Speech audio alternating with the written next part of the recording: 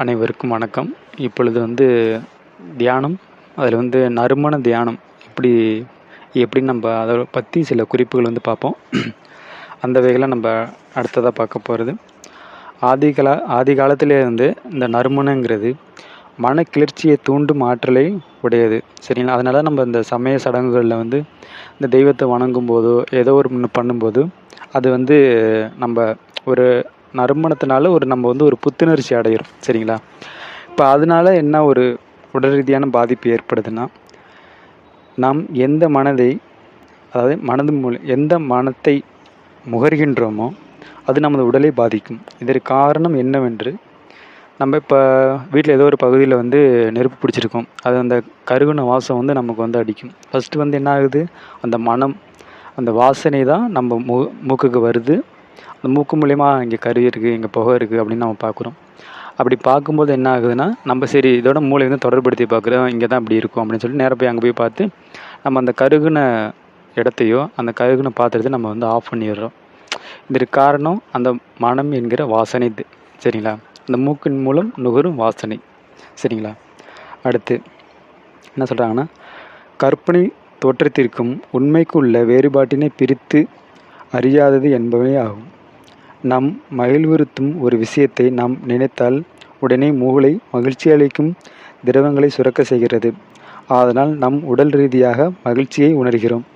இவ்வாறு நம் முகர்வது நம்மை உடல் ரீதியாக பாதிக்கின்றது. மனம் மூக்கினால் கண்டுபிடிக்கப்பட்டு மூளையினால் அறியப்பட்டு அது ஒரு தோற்றத்தை அல்லது கருத்தை உருவாக்குகிறது. அந்த கருத்து உடலில் பாதிப்பை உண்டாகிறது. எனவே மனங்கள் நம்மிடம் உண்டாகும் ஆற்றல்மிக்க விளைவுகளை நாம் ஒருபோதும் குறைத்து மதிப்பிடக்கூடாது.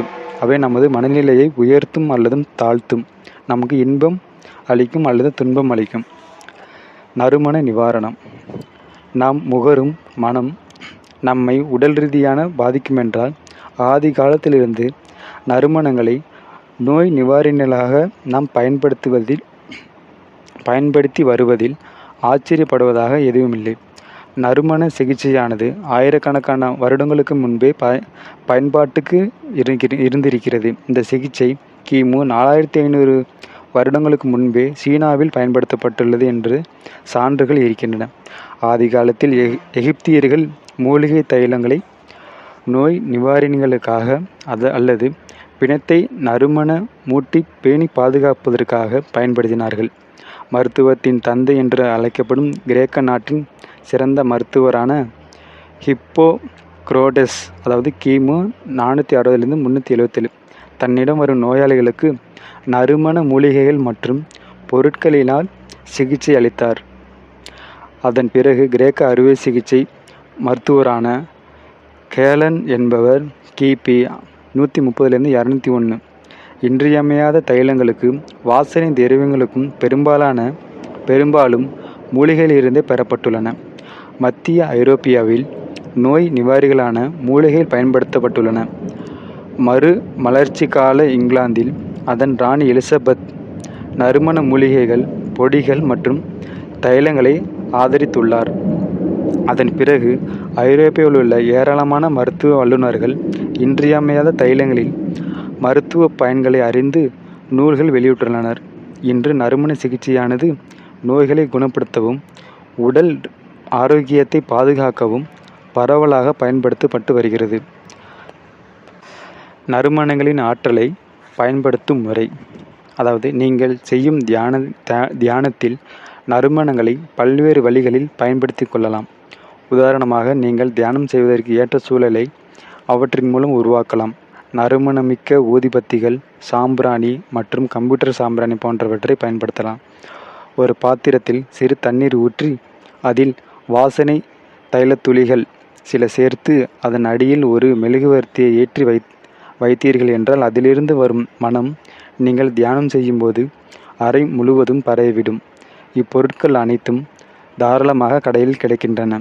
நீங்கள் உடல் நிவாரண தியானம் செய்கையில் நறுமண தைலத்தை சூடு பண்ணும் முறையானது உங்கள் உடலையும் உள்ளத்தையும் நறுமணங்களை பயன்படுத்தி குணப்படுத்தும் முறைகளின் மிக சிறந்த ஒன்றாக கருதப்படுகிறது. நீங்கள் குளிக்கும்போது கூட நீரில் சில வாசனை தைலத் துளிகளை சேர்த்து கொண்டு ஈரமுடன் நின்றபடி நிவாரண தியானம் செய்யலாம். ஓகேவா? தியானத்திற்கு தொடர்புடைய சில இன்றியமையாத நறுமண தைலங்கள் மற்றும் அவற்றின் குணநலங்கள் கொடுக்கப்பட்டுள்ளன. இந்த தைலங்கள் அனைத்தும் ஆற்றல் மிக்கவையாகும். அவற்றுள் சில குழந்தைகள், கர்ப்பிணி பெண்கள், தாய்ப்பால் கொடுக்கும் தாய்மார்கள், நோய் நீங்கி படிப்படியாக தேறி வருபவர்கள் மற்றும் கடுமையான வியாதிகள் பிடிவில் இருப்பவர்கள் போன்றவர்கள் ஒத்துக்கொள்ளாது என்பதை மனதில் கொள்ளுங்கள். உங்களுக்கு ஐயம் ஏதேனும் இருந்தால் முதலில் நறுமண சிகிச்சை நிபுணரை நீங்கள் கலந்து ஆலோசித்து பின்பு நீங்கள் இதை தொடர்ந்துக்கலாம். நான் உங்களுக்கு பிக்சர்லேயே போடுறேன். நீங்கள் அதை பார்த்து நீங்கள் தெளிவடைஞ்சிக்கோங்க. இத்துடன் தலைப்பு முடிவடைகிறது. மீண்டும் அடுத்த ஒரு தலைப்பில் சந்திப்போம். நன்றி, வணக்கம்.